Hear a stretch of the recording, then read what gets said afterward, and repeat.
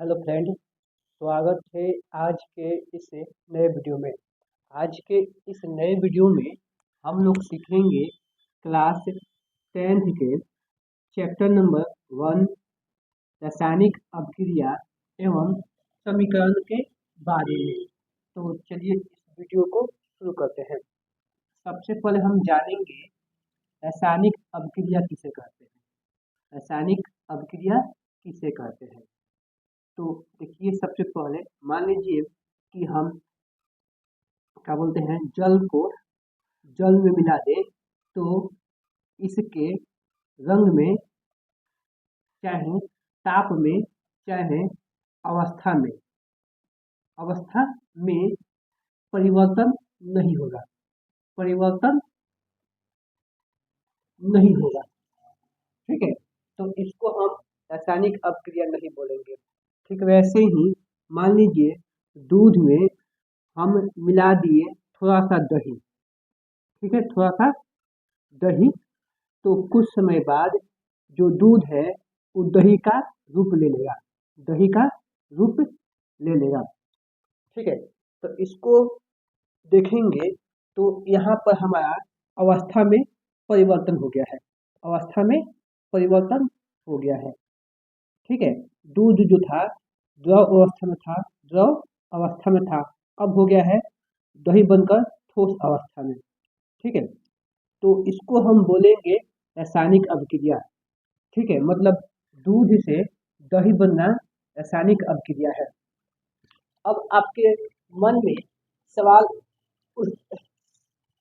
सवाल उठता होगा कि रासायनिक अभिक्रिया कहते किसे हैं। ठीक है, उसको तो हमको जानना है। तो देखिए रासायनिक अभिक्रिया किसे कहते हैं, कहेंगे हम जब जब दो पदार्थ जब दो पदार्थ को आपस में मिलाया जाता है तो उसके रंग में कामा ताप में या अवस्था में परिवर्तन हो जाए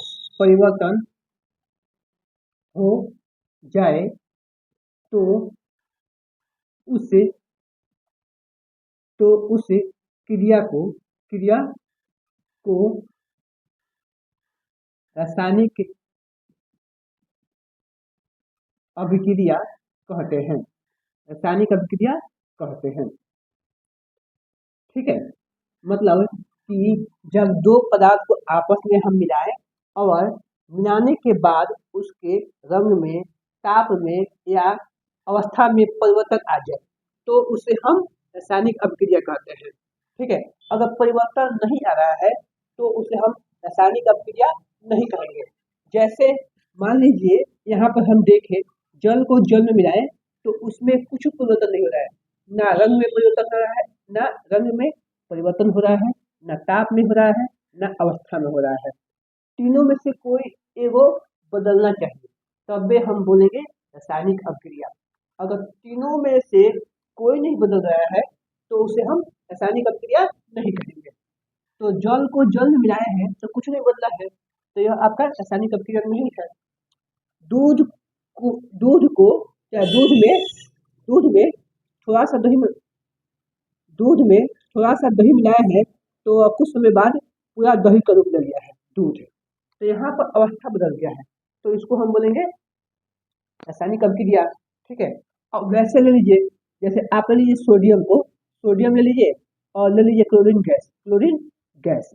ठीक है, अब दोनों को आपस में मिलाइएगा तो हमको मिलेगा NaCl, मतलब मिलेगा नमक। क्या मिलेगा? नमक। अब देखिए सोडियम जो है धातु है, ठीक है, धातु है। अब यहाँ पर क्लोरीन गैस है, ठीक है, और यहाँ जो बना है वो आपका हो गया धातु, तो वो हो गया आपका ठोस अवस्था में यौगिक। तो यहाँ पर अवस्था बदल गया है। धातु जो होता है ठोस होता है, ठोस को जब मिलाए हैं गैस में तो बना है ठोस। ठीक है, मतलब बदला है यहाँ पर। ठीक है, दोनों मिलकर बदला है, लेकिन बदला है। ठीक है, तो इसको हम बोलेंगे रासायनिक अभिक्रिया। ठीक है, आगे देख लीजिएगा कि क्या बोलते हैं, जैसे हम ले लिए कागज, ले लिए कागज कागज और उसको जला दिए, हम जला दिए, क्या कर दिए, जला दिए, तो इसको भी हम बोलेंगे रासायनिक अभिक्रिया। क्यों? कागज जो है, इसको जब जलाएंगे तो इसका रंग में परिवर्तन आ जाएगा। मान लीजिए पहले कागज सफेद था, सफेद था, अब इसको हम जला दिए तो हो गया यह काला। ठीक है, तो रंग में यहाँ पर परिवर्तन आया है, तो कागज का जलना भी रासायनिक अभिक्रिया है। ठीक है, कागज का जलना भी रासायनिक अभिक्रिया है। उम्मीद करता हूँ कि आपको समझ में आ गया होगा रासायनिक अभिक्रिया किसे कहते हैं। यहाँ पर उसका परिभाषा लिखे हैं, परिभाषा देख लीजिएगा ध्यानपूर्वक से। लिखे हैं, जब दो पदार्थ को आपस में मिलाया जाता है तो उसके रंग में, ताप में या अवस्था में परिवर्तन हो जाए तो उस क्रिया को रासायनिक अभिक्रिया कहते हैं। ठीक है,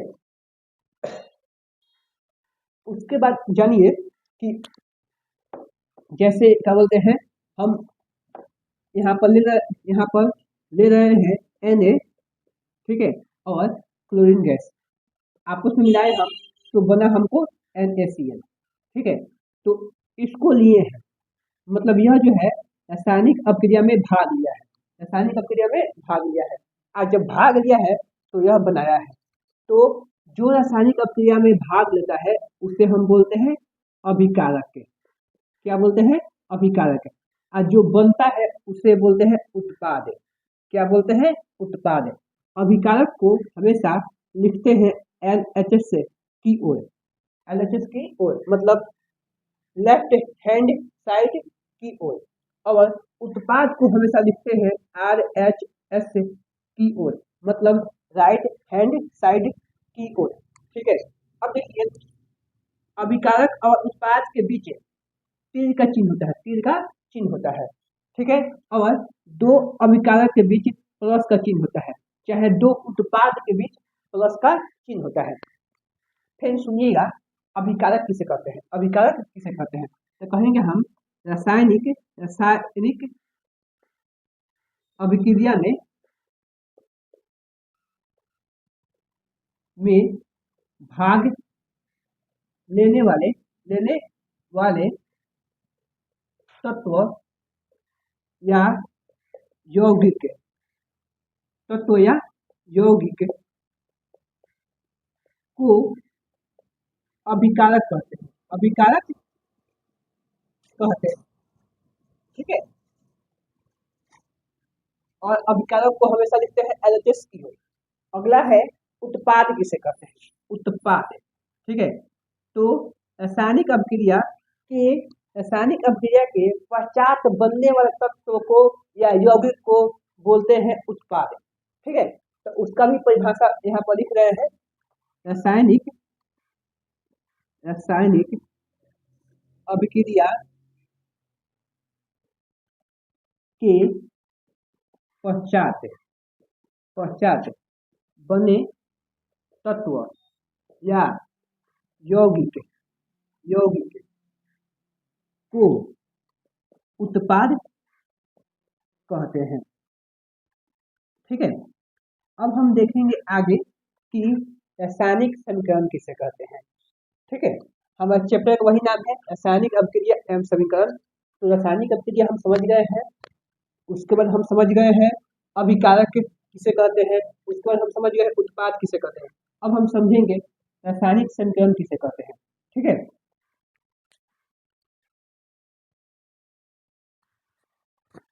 देखिएगा अगला टॉपिक हमारा है रासायनिक समीकरण। तो रासायनिक समीकरण को समझने के लिए पहले इसको हम देखेंगे।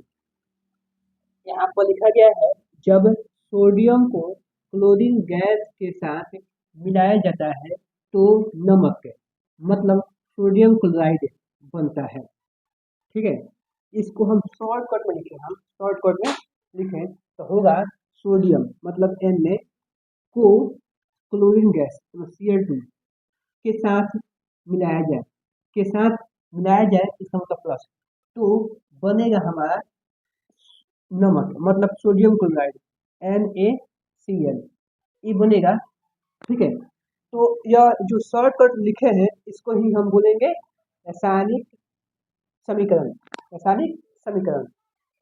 ठीक है, अब इसको एक बार देख लीजिए, यहाँ पर लिखा गया है हाइड्रोजन को, ठीक है, जब ऑक्सीजन के साथ मिलाया जाता है, ऑक्सीजन के साथ मिलाया जाता है तो जल बनता है। क्या बनता है? जल बनता है, मतलब H2O बनता है। ठीक है, तो इस रासायनिक अभिक्रिया को हम लिखे हैं शॉर्टकट में, इस रासायनिक अभिक्रिया को हम लिखे हैं शॉर्टकट में, तो इसको ही हम बोलते हैं रासायनिक समीकरण। अब सुनिएगा रासायनिक समीकरण का परिभाषा बोलेंगे हम, रासायनिक अभिक्रिया को जिस समीकरण द्वारा दिखाते हैं उस समीकरण को रासायनिक समीकरण कहते हैं। फिर सुनिएगा, रासायनिक अभिक्रिया को जिस समीकरण द्वारा दिखाते हैं उस समीकरण को रासायनिक समीकरण कहते हैं। ठीक है, तो उसका हम पहले परिभाषा लिख दे रहे हैं, इसको समझ में आ गया होगा तो देखिएगा ध्यान पूर्वक से। यहाँ पर क्या बोलते हैं? रासायनिक अभिक्रिया को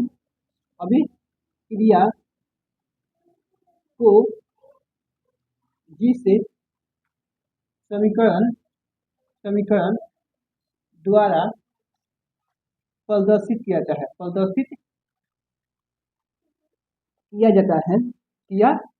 जाता है उसे रासायनिक समीकरण कहते हैं। ठीक है, जैसे में देखिएगा Na+Cl2 बना है NaCl, यह जो है आपका रासायनिक समीकरण है। ठीक है, यहाँ आप देखिएगा H2+O2 बना है H2O। ठीक है, अब देखिएगा रासायनिक समीकरण जो होता है दो प्रकार का होता है। कौ प्रकार का होता है? दो प्रकार का। एक होता है संतुलित रासायनिक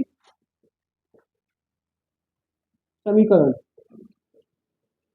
और एक होता है असंतुलित रासायनिक समीकरण।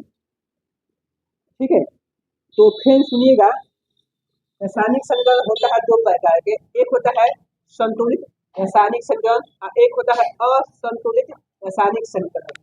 ठीक है, अब देखिए इसके बारे में हम जानेंगे थोड़ा सा। संतुलित रासायनिक समीकरण में अभिकारकों का कुल द्रव्यमान उत्पादों के कुल द्रव्यमान के बराबर होता है, मतलब जितना होने रहेगा उतना होने में रहेगा। ठीक है, जैसे आपसे हम पूछते हैं क्या यह संतुलित रासायनिक समीकरण है? क्या यह संतुलित रासायनिक समीकरण है? तो आपका जवाब होगा नहीं। क्यों? क्योंकि यहाँ पर सोडियम एक है तो यहाँ पर एक है। ठीक है, यहाँ पर क्लोरीन दो है तो यहाँ पर क्लोरीन दो नहीं है, इसलिए यह संतुलित रासायनिक समीकरण नहीं है। संतुलित रासायनिक समीकरण कब होगा? जब अभिकारकों का कुल द्रव्यमान उत्पादों के कुल द्रव्यमान के बराबर हो। ठीक है, अब देखिएगा यहाँ पर ऐसे हम क्या होते हैं, हाइड्रोजन दो है, यहाँ पर भी दो है, तो ठीक है, ऑक्सीजन दो है लेकिन यहाँ पर दो नहीं है, तो यह भी जो है संतुलित रासायनिक समीकरण नहीं है। अब देखिएगा यहाँ पर ऐसे दो दे दिए हम और यहाँ पर दिए दो। ठीक है, उसको बाद में जानेंगे हम क्यों दिए हैं दो। अब देखेंगे तो यहाँ पर हाइड्रोजन हो गया 4 गो और यहाँ पर भी 4 गो, यहाँ पर ऑक्सीजन 2 गो हो गया और यहाँ पर भी ऑक्सीजन 2 गो हो गया, 2 है तो 2 गो हो गया। अब इधर जो है हाइड्रोजन और उधर जो हाइड्रोजन है बराबर है, इधर ऑक्सीजन है उधर ऑक्सीजन है बराबर है, दोनों तरफ बराबर है, तो इसे अब हम बोलेंगे संतुलित रासायनिक समीकरण। ठीक है, फिर सुनिएगा, अभिकारकों का कुल द्रव्यमान उत्पादों के कुल द्रव्यमान के बराबर हो तो उसे संतुलित रासायनिक समीकरण कहते हैं। दोस्तों, उम्मीद करता हूं कि आपको आज का यह वीडियो अच्छा लगा है। अगर वीडियो अच्छा लगा है तो वीडियो को लाइक और चैनल को सब्सक्राइब करें। कल हम जानेंगे रासायनिक अभिक्रिया के प्रकार। ठीक है, थैंक यू वीडियो देखने के लिए।